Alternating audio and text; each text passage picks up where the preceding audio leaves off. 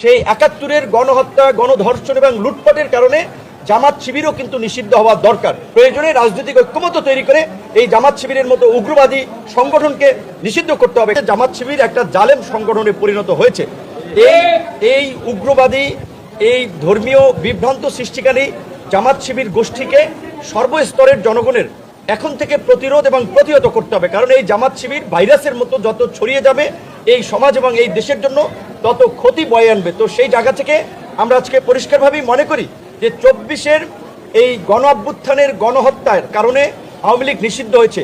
৭১-এ কিন্তু এর চেয়েও ভয়াবহ গণহত্যা, লুটপাট, গণধর্ষণ হয়েছে।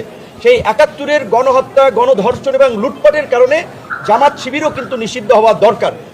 বিকাশ নূর, আপনি ঠিক কথা বলেছেন। আপনার সাথে আমিও একমত হয়েছি। কেন জানেন? লোকে বলে না, কেঁচো তুলতে যে সাপ বের হয়ে আসে। তো জামাত ইসলাম একটা নরম স্বভাবের দল, কিন্তু তাদেরকে গরম করা দরকার। তো যত আপনারা খুঁচাবেন তত জামাত ইসলাম শক্তিশালী রূপ ধারণ করবে। জানেন না, স্বৈরাচার হাসিনার সময় ঘাতক দালাল নামে একটি দল বের হয়েছিল।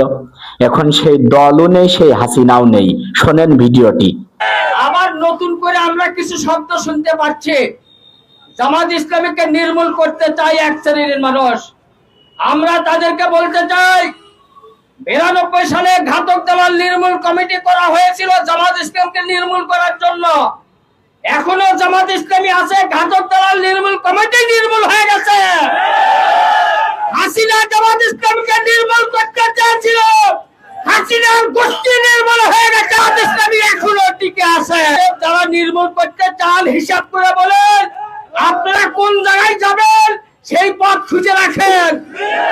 বিকাশ নূর, বললাম না, আপনারা যত খুঁচাবেন তত শক্তিশালী রূপ ধারণ করবে জামাত ইসলাম এবং শিবির। তো ইনাদের শক্তিশালী রূপ ধারণ করার জন্য আপনারাই যথেষ্ট।